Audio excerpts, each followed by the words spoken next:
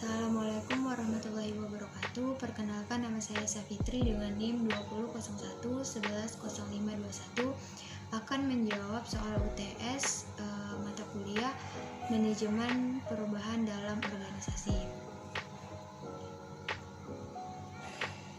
Nah, soal yang pertama yaitu jelaskan apa itu manajemen perubahan inovasi dalam organisasi. Manajemen adalah sebuah proses yang dilakukan seseorang dalam mengatur kegiatan yang dikerjakan individu atau kelompok.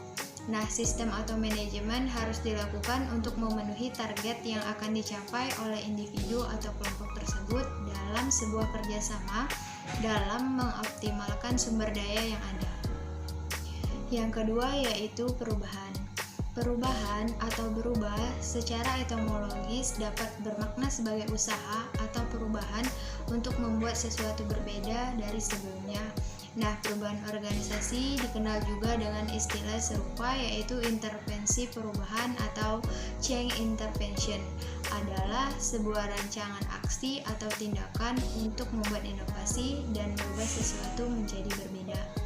Yang ketiga, inovasi dalam organisasi adalah suatu hal baru berupa hal apapun yang dapat terjadi dalam sebuah organisasi, baik organisasi formal ataupun informal, sehingga inovasi ini selalu berbentuk proses perubahan yang memberikan kemajuan bagi organisasi tersebut.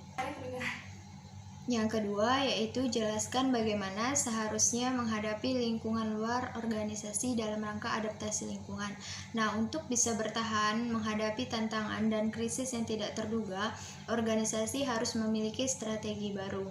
Strategi baru tersebut adalah tentang beradaptasi secara konstan untuk berubah dalam landscape yang terus berubah.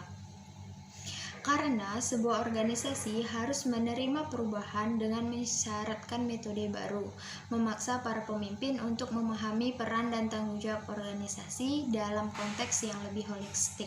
Ibarat mengemudikan mobil balap dengan kecepatan tinggi di sirkuit dengan cuaca ekstrim. Mereka harus siap menerima tantangan dramatis setiap detiknya, sehingga setiap perubahan arah harus dicermati, mengingat tingkat keefektivitasan sebuah organisasi tergantung pada sejauh mana mereka menyesuaikan diri terhadap perubahan tersebut.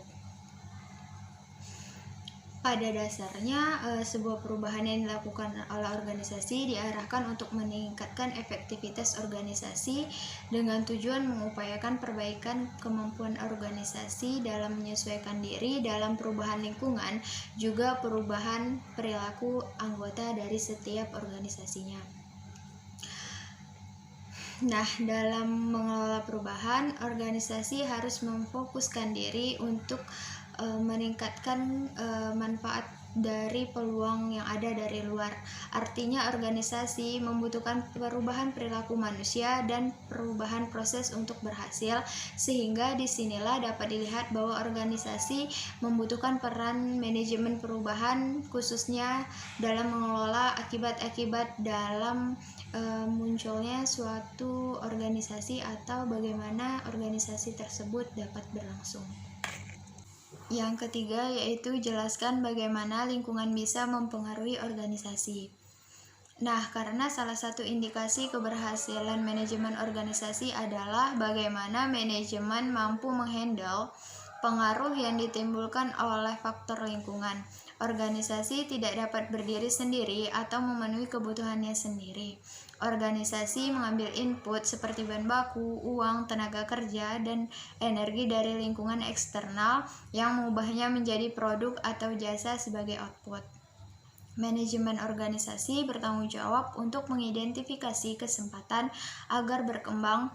Lingkungan luar organisasi dapat menentukan keberhasilan organisasi atau lembaga atau badan usaha. Untuk mengidentifikasi perubahan lingkungan organisasi, manajer perlu memonitor lingkungan umum. Nah, soal yang keempat yaitu jelaskan peran kepemimpinan dalam perubahan organisasi. Nah, sebelumnya kepemimpinan adalah suatu kemampuan untuk mempengaruhi suatu kelompok ke arah tercapainya tujuan. Dalam melakukan kepemimpinannya, pemimpin bertindak sebagai agen perubahan dalam mempengaruhi bawahannya. Walaupun sebagai agen perubahan, ia tidak selalu mudah mengatur bawahannya atau melakukan perubahan dalam organisasi. Sehingga peran kepemimpinan dalam organisasi dapat dilihat dari fungsi-fungsi manajemen yang dilakukan oleh seorang pemimpin.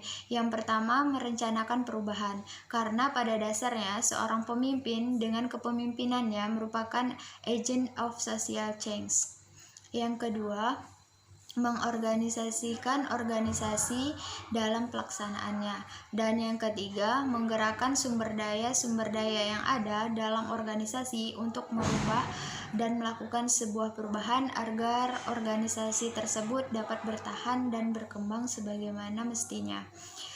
Sekian jawaban dari saya. Jika ada kata yang salah, saya mohon maaf. Saya akhiri dengan wabillahi taufiq wal hidayah. Wassalamualaikum warahmatullahi wabarakatuh.